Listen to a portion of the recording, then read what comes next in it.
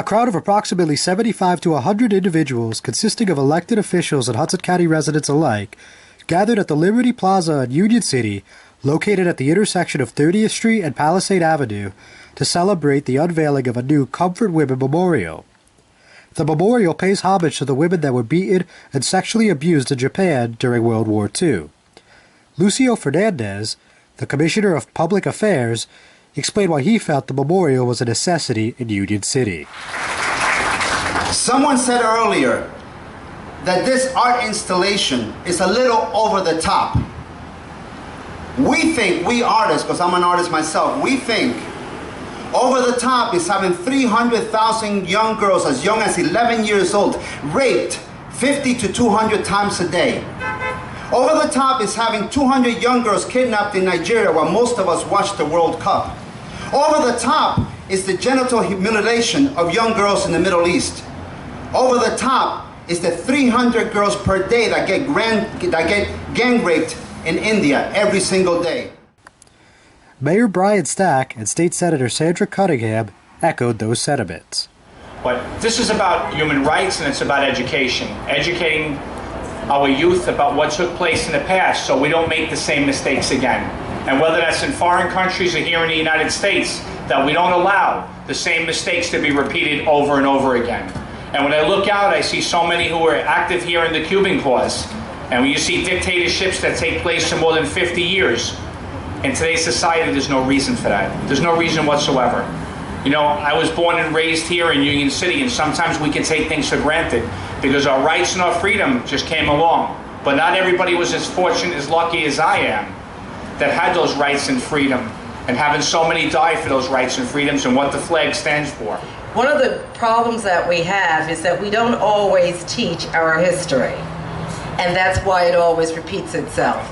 We should all know as women, no matter what part of the world we have experienced, slavery, some form of slavery, it is something that we need to always talk about and to teach our younger women that this is the history.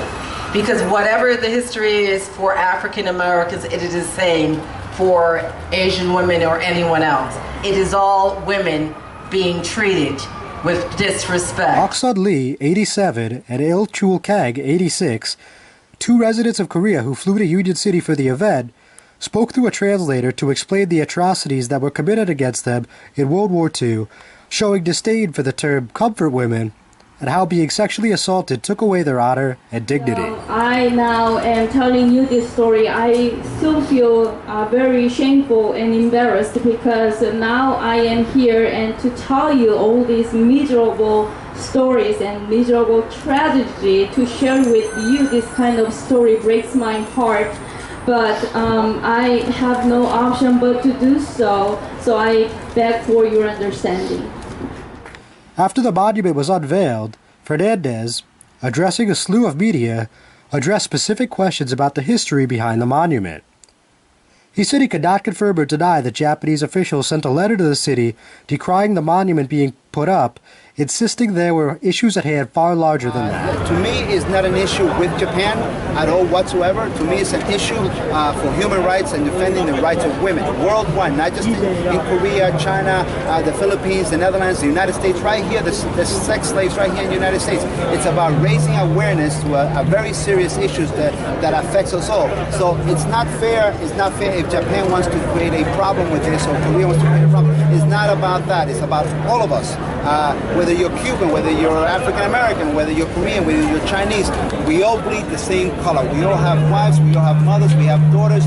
This is about helping each other, loving each other. It's about peace. That's what the monument stands for. Commissioner, can I just ask you, was this monument donated, or how did the funds come about to put this monument here at Liberty Plaza? Good question. This monument was of no cost at all to the city.